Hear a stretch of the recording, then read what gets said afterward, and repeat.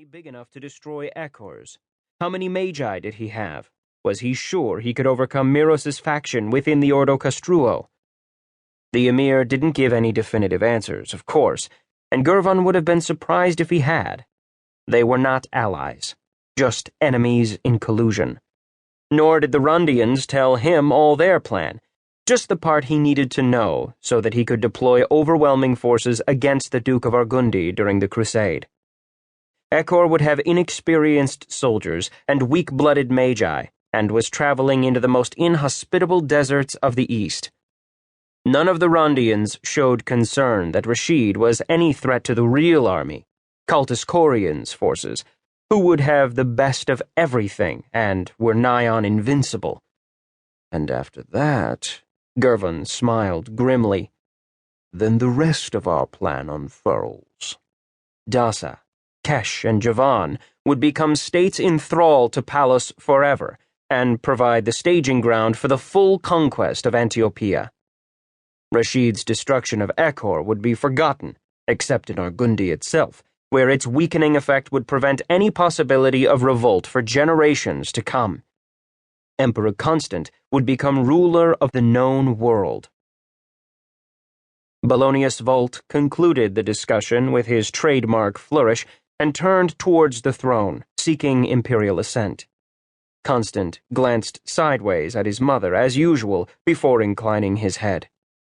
Rashid noticed, of course, a little intelligence of his own to take home, that the Emperor of the West's hands were tied up in apron strings. "Emir Rashid," Lucia said, "do you have any questions of your own?" The Emir bowed his head slightly. "None at all, lady. The Magus has been most clear." His voice had a music that would have beguiled one of Kor's nuns. "You do not find it strange that we would act against our own?" Lucia asked lightly. Rashid smiled. "Let me tell you a tale of my own family. My grandfather once invited his brothers and cousins, all those with a claim to the throne of Halikut, to a great feast. He lavished them with gifts and sweet things for a week. On the final night, having allayed the fears of even the wariest, he released 10,000 serpents he had collected for the purpose into the sleeping chambers. He wiped out his entire family, except for his immediate kin, and so secured his reign." Gervon saw looks of skeptical disdain creep across Corian and Dubrail's faces. Bettelin was looking appreciative.